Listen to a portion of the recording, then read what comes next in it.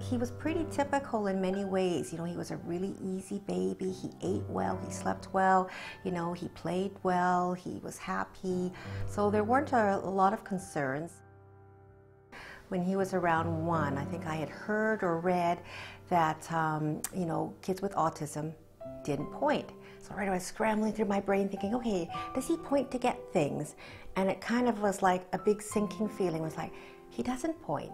He just cries or he screams or he pulls us, but he doesn't point to what he wants. And he wasn't really talking. And the few words he had, he stopped using. And so then I think that's when we were starting just to get a little bit concerned.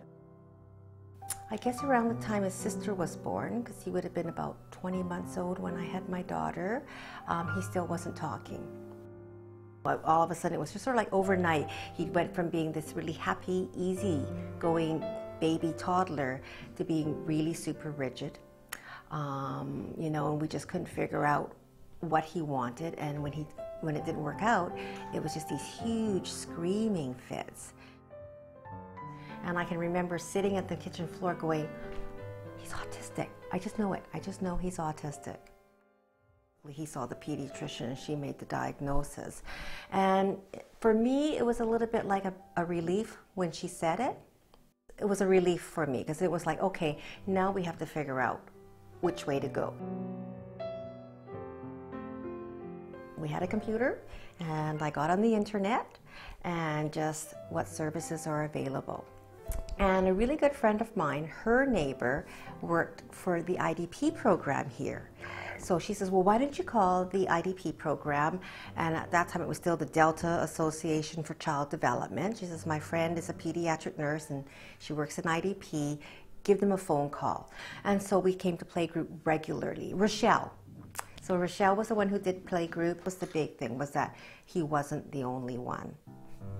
Because I had so much trust in Reach, you know, because everybody who had worked with Brock, even in that short time, was just so caring, so sensitive, so thoughtful, not just to him, but to our family. It was just like being rescued, yeah. So from the EIBI, we had occupational therapy, we had speech-language pathology, we had psychology, we had people coming to our house with all these wonderful toys to teach them how to play, to teach them how to communicate.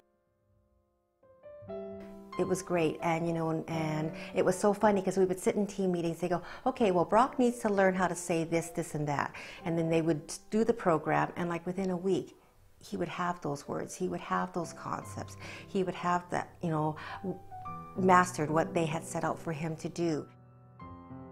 Just to see him sitting at a little table and doing what he was told was like, I can't believe that's him.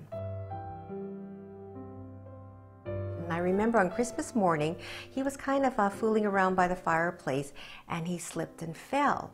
And he had hurt himself quite badly. We didn't know it at the time, but he had hurt himself really badly. He twisted his neck.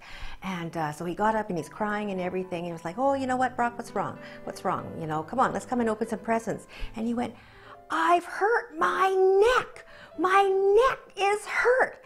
And so instead of going, oh my gosh, your neck is hurt, we looked at each other and went, oh my gosh, he said a full sentence. Completely ignoring the fact that this poor kid had really hurt himself, but saying, he said a whole sentence and he used the sentence to tell us what was wrong. It was just like from that moment on, he started using sentences to communicate.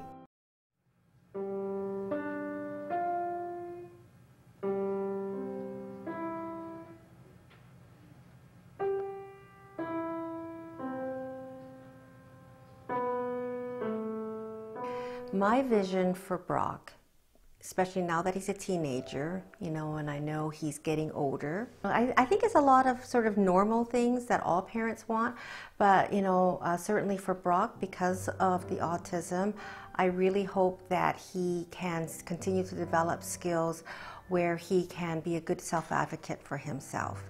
So I'm hoping that, you know, we can continue to help him so that he can make good decisions as a young adult. I know he still has way more to do and lots more to learn, But that's such a neat part for me to see that big breakthrough, that he has developed skills because of what he's learned through EIBI and through Kids Friendship Club here at REACH, that it's given him a really good solid foundation to be able to go out and navigate the world.